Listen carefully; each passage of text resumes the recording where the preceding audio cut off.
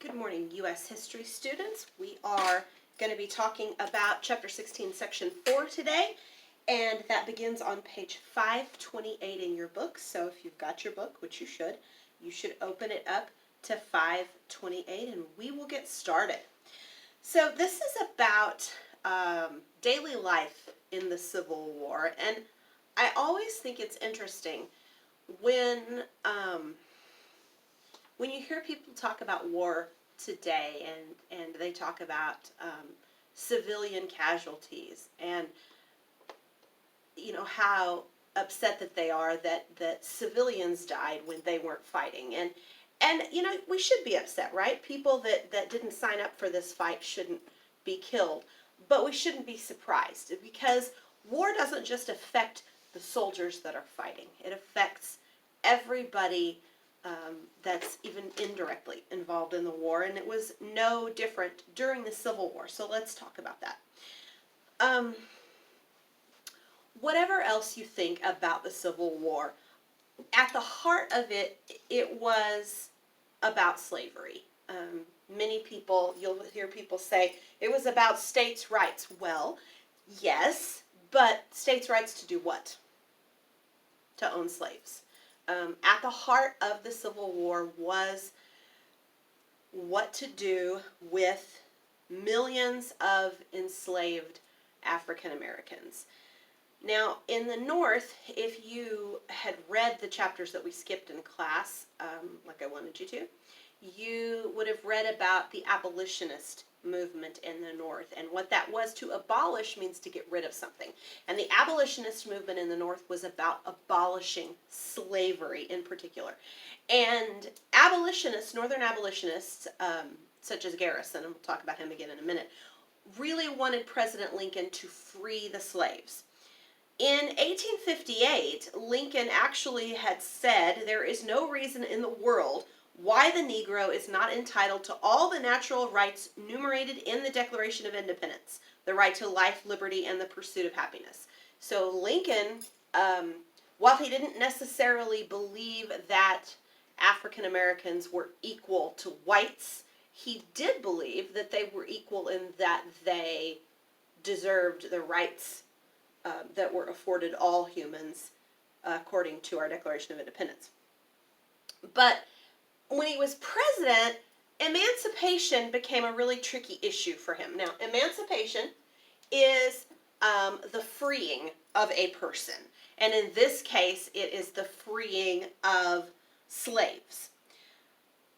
This was a really difficult issue for him because, as president, he understood that he had a responsibility to the Constitution, and anything that he did, any powers that he exercised, right, he wanted them to be given to him by the Constitution. And he worried about the effects of it. What effects would emancipating the slaves have on the Union? Northerners weren't all abolitionists. There were as many different opinions about emancipation as there were people to have them. The Democratic Party at the time included a lot of laborers, and they actually opposed emancipation. And the reason they opposed emancipation was because laborers believed that if you freed the slaves would need jobs, and the slaves would come north and take their jobs. So they were afraid of that. Abolitionists argued that the war was absolutely pointless if it didn't include freedom for all Americans, including African Americans. And abolitionists said, look, our Union is going to stay divided unless we settle this question of slavery. Lincoln was worried about losing support for the war, and he should have been. It was a real fear. Wartime confiscation acts that had happened in previous wars had been very unpopular in the border states. And those confiscation acts had attempted to free slaves. Very unpopular in the border states. Remember, if you look at the map on 529 in your book, you'll see the border states of Missouri, Kentucky, and Delaware, kind of a purple color, and slavery was legal in those states. Okay, so very unpopular. And then there was their Lincoln Secretary of War Edwin Stanton, who agreed with Lincoln in that slave labor was helping the Confederacy in the war. Because the slaves were growing the crops, they were doing all of these things so that the white men could go and fight in this war. And so Lincoln and Edwin Stanton both agreed that slavery was actually helping the South to fight this war. So as commander-in-chief, he felt like the president was allowed to free the slaves in the rebellious states. And then once they did that, any African Americans that were freed could join the Union Army. Lincoln took his time with this. It took him several weeks to really think and write and rewrite, and knowing Lincoln, he probably prayed about it as well. And finally, he wrote what became known as the Emancipation Proclamation. Now, the Emancipation Proclamation, a lot of people misunderstand what the Emancipation Proclamation was. What it did was it was a presidential order to free slaves in the Confederate States. Okay? This did not free the slaves in Missouri, Kentucky, or Delaware. It only freed the slaves in the states that were in rebellion. Now, in the proclamation, it said, and this is, I'm going to read this directly, this is a quote, "All persons held as slaves within any state or designated part of a state, the people whereof shall then be in rebellion against the United States, shall be then thenceforward and forever free." So this said, if your state is in rebellion or your area is in rebellion, this frees the slaves. Now, the Emancipation Proclamation was a military order, okay? And it actually didn't have a lot of effect right away. The reason it didn't was because the Union government, the U.S. government, didn't have any way of enforcing it, okay? Because it actually only applied to the areas that were in rebellion, and those areas aren't under federal control. So it didn't stop slavery in the border states. The words were powerful, but it was mostly symbolic.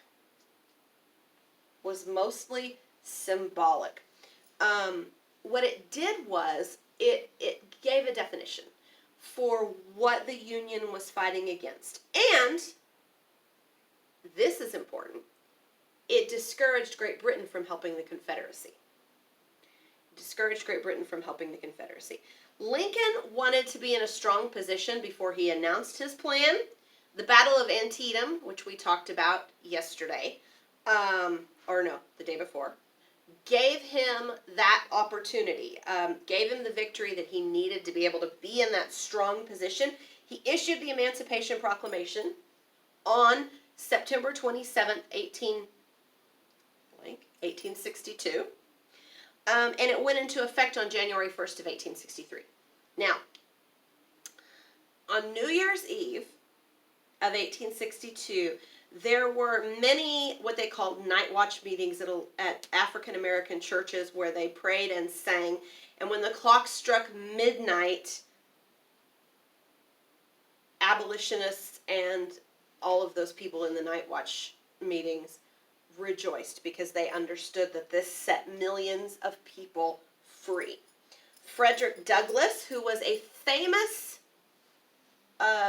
escaped slave who actually ended up buying himself. This is a great story. Frederick Douglass was an escaped slave. He escaped to the North. He made a good life for himself, and then he sent his former owner some money and basically purchased his own freedom, which is kind of cool. Anyway, he said, "The great day which is to determine the destiny of not only the American Republic, but that of the American continent." William Lloyd Garrison, who I told you about a minute ago, was not as happy about the Emancipation Proclamation because slavery as a system continued to exist in the slave states.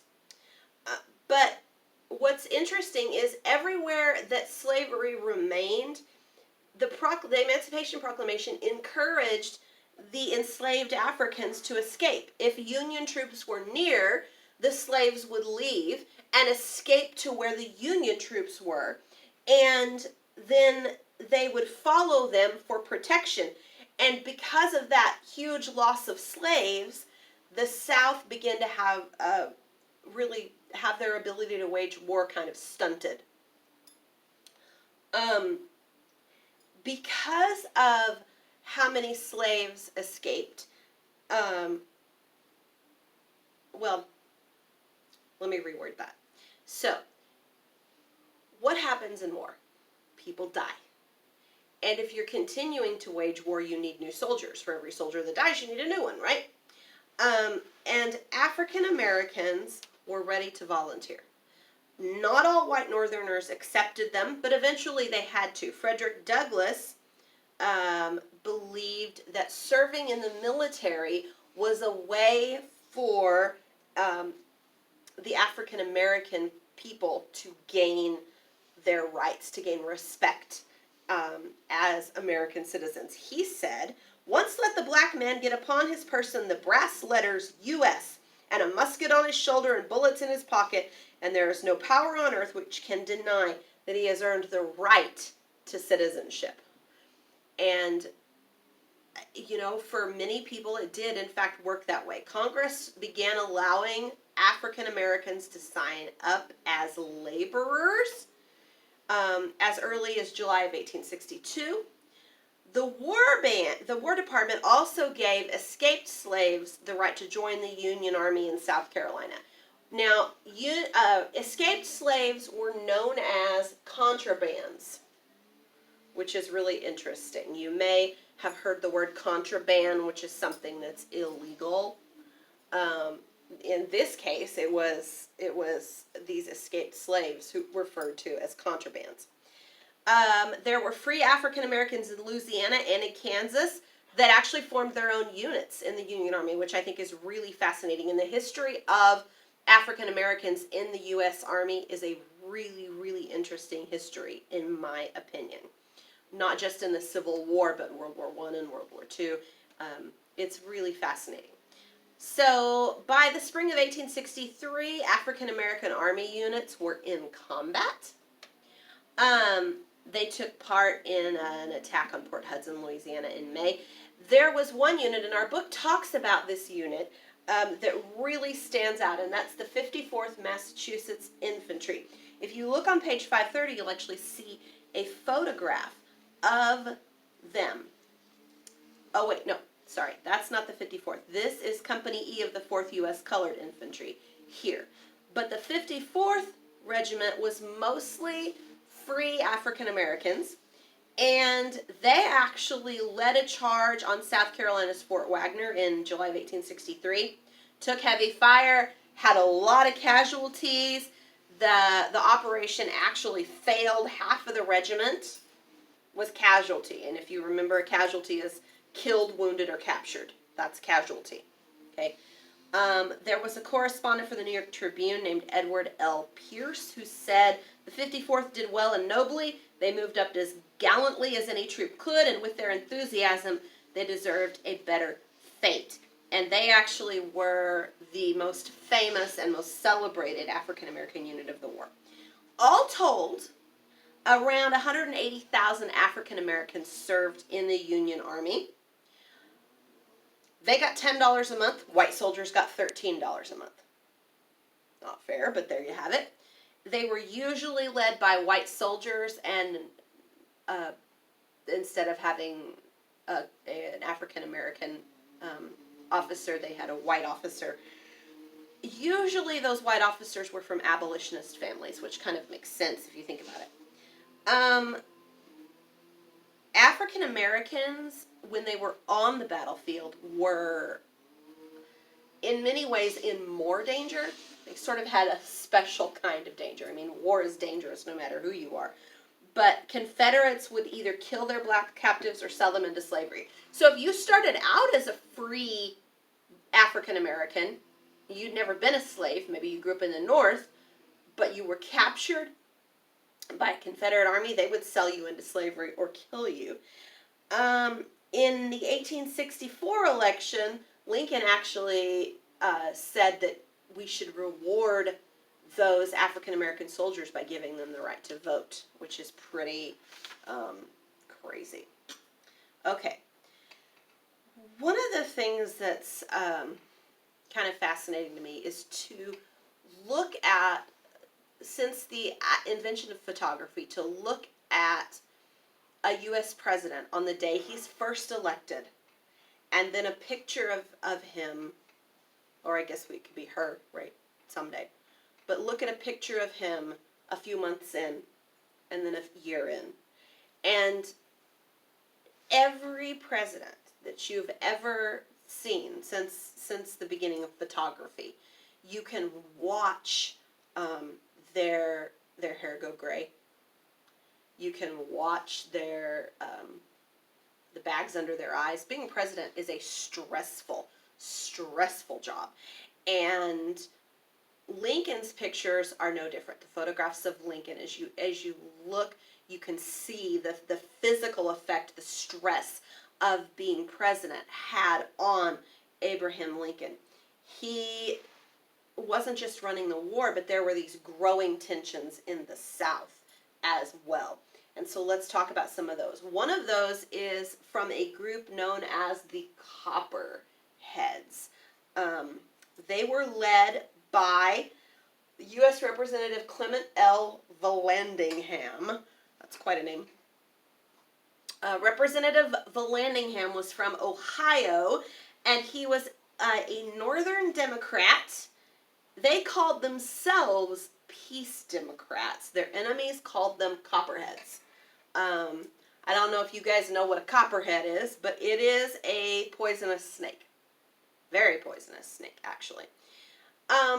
Many of the Copperheads were actually from the Midwest, so Ohio, that area. They sympathized with the South. They opposed abolition. They believed the war was not necessary, and they wanted it to end.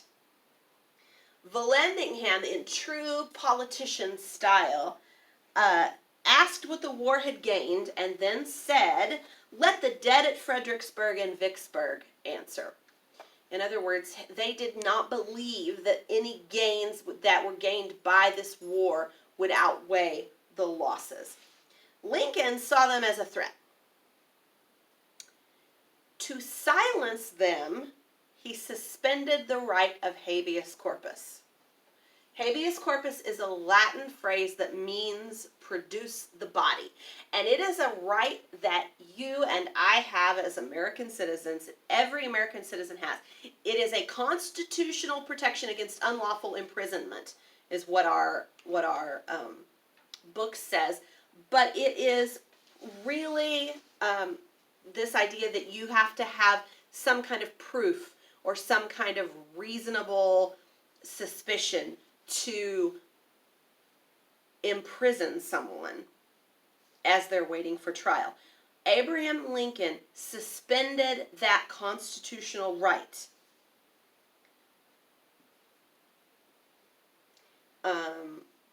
Union officials then jailed their enemies, including Copperheads, without evidence and without trial. Remember me telling you at the beginning of the chapter, Abraham Lincoln did some things that weren't okay. This is one of them. In the end, was it for the greater good? Maybe, but it still wasn't right. And so when I say every human being that we study in history is a human being, and most of them make the best decisions they can, but there are some who are just evil.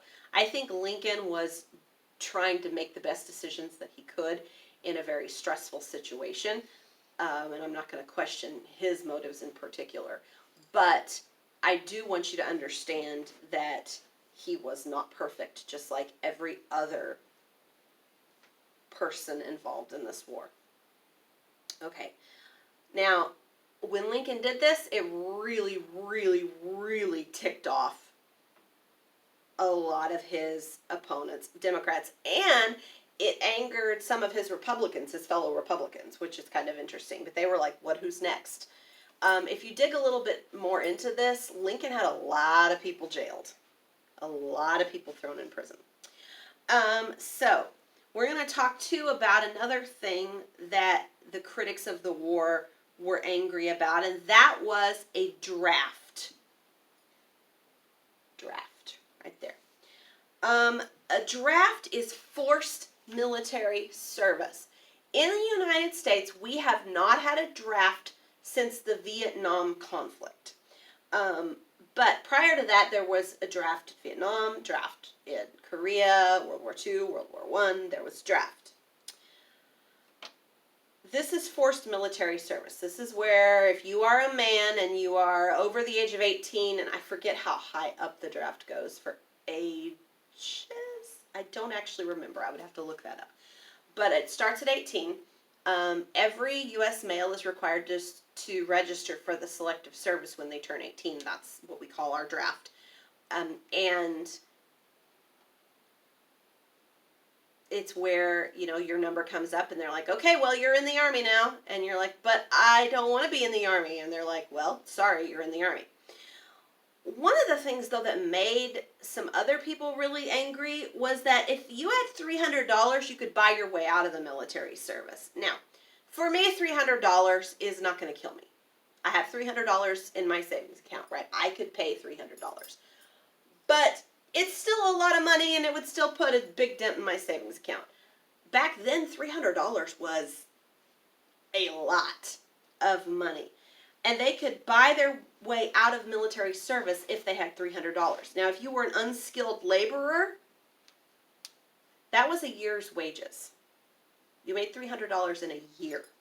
So there was no way most people had that kind of money. People who were critical of the Civil War called it a rich man's war and a poor man's fight. They weren't wrong. In July of 1863, riots broke out. There were African Americans who were brought into New York to replace dock workers. Most of the dock workers were Irish, and they were striking for better wages. At the same time as the strike, and that they had brought in these African Americans, there was a war draft at the same time. Those two events, right? The African American dock workers who were replacing the striking workers and the draft made people so angry that these huge riots broke out. They attacked African Americans, they attacked draft offices, and in these riots, over 100 people died. So, it's a drop in the bucket compared to how many people died in the war, but you can see that this was really stressful and upsetting for everyone. The Northern Democrats, this is kind of the atmosphere of the 1864 election. Northern Democrats nominated General George McClellan for president in 1864. They wanted an immediate end to the war. We're going to end the war right now. If McClellan had won the election, the Civil War would have ended right then. Lincoln defeated McClellan in the popular votes.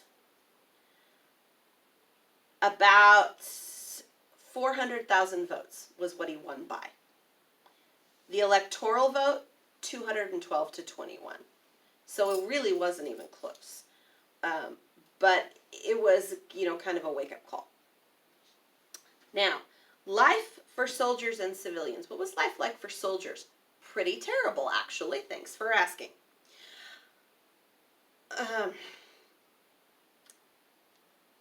In the Civil War, the soldiers fought in battlefield formation, and the battlefield formation that they used was the ancient forms of battlefield formation. We're talking like Roman and Greek, right?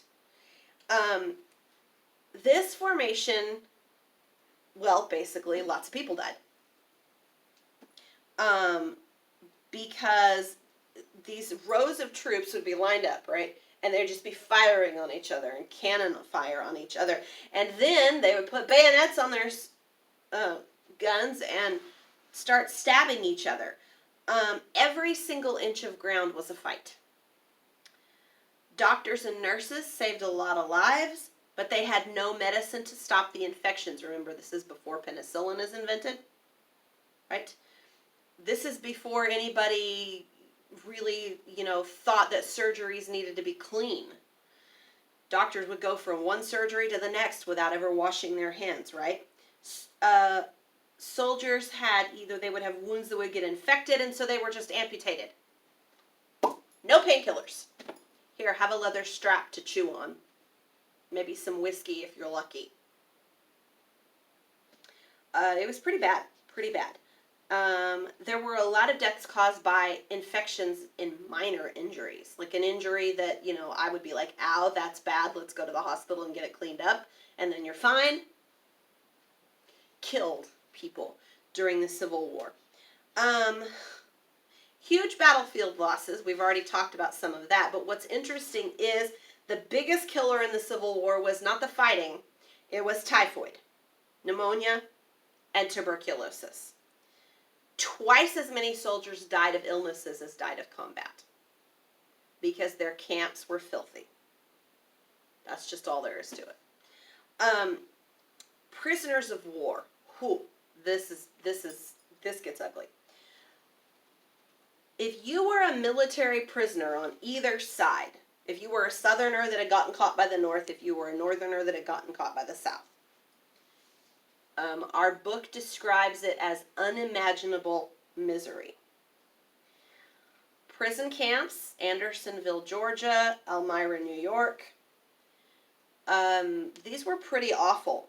Andersonville is actually, in fact, I have a book on Andersonville, but I'm going to read you a little bit about Andersonville here because this is absolutely okay. The worst Confederate prison at Andersonville, Georgia, jammed 33,000 men into 26 acres. This is about 34 square feet per man. If you do the math, that means that each individual had approximately 5 foot by 7 foot square. It's not a lot of space, guys. The prisoners had no shelter from the sun or the rain. They drank from the same stream that served as their sewer. And about a third of them died. There was a man named Henry Wurz, and the North actually executed him as a war criminal. He was the commander of that prison. And it was his fault, much of it. The South didn't have a lot of food. They didn't have tent canvas because of the industry that made canvas was located in the North. The prisons were overcrowded because the North had stopped prisoner exchanges because the South refused to return African American soldiers, and so the North was like, well, fine, no more exchanges. And so the prison camps got more and more and more crowded and worse and worse and worse. Starvation and disease, like I said, killed many thousands of prisoners. Andersonville, Georgia was an example of one of the most egregious offenders. If you were a civilian, you were still involved in the war. Women who were typically not allowed to go to war, as well as people who were too young or too old for military service, worked on the farms or in the factories. The economy in the North actually exploded, as the economy tends to do when there's a war, because you got to make stuff for the military, right? They got to produce things, the prices went up. There was a lack of workers because so many of the men were off fighting that wages rose, get this, by 43% between 1860 and 1865. So in 5 years, wages rose by 43%. Women, and this is not, I don't think this can be overstated, women were the backbone. They were what was holding things together. On the farms, they did the work. There was a visitor to Iowa in 1862 who reported that he met more women at work in the fields than men. Southern women managed their farms, managed their plantations. There were a couple of women that became really well known during the Civil War, and you have most definitely heard of one of them. You may not have heard of the other. The first is Clara Barton. Clara Barton was a volunteer. She collected medicine, she collected supplies, and she was a nurse on the battlefield. She was known as the angel of the battlefield. She would assist doctors and comfort the dying while bullets were whizzing by her head in the middle of the fighting. Her work was the basis for the modern American Red Cross. And in fact, she continued after the Civil War. She's really fascinating. She's on your list as an option for someone from the North for your mini research project. And if you choose her, looking to see what she did when the war was over, and how she helped in many other places around the world. She's a remarkable woman. There was another woman who was sort of Clara Barton's southern counterpart, and her name was Sally Louisa Tompkins. And she actually established a hospital in Richmond, Virginia, and it had grown into a major Army hospital, and Jefferson Davis recognized her work as so important that he actually made her an officer. She is the only female officer in the Confederate Army. There were women in the North who made uniforms, rolled bandages. So they would make cloth strips and then roll them up as bandages. There were women in the South doing the same thing. So many people were affected by this war, and not just the soldiers. When we talk about the cost of war, it's exponential. It's more than just the cost of lives. It's what's left over after, too, the cost to the people who were left in the end. And so when we talk about war, we always have to remember to talk about the people that were left behind to support the people that went to fight. Tomorrow we are going to do section 5, and the tide of war is going to turn. We're going to talk about Gettysburg and some other things as we wrap up the chapter. So I'll see you tomorrow.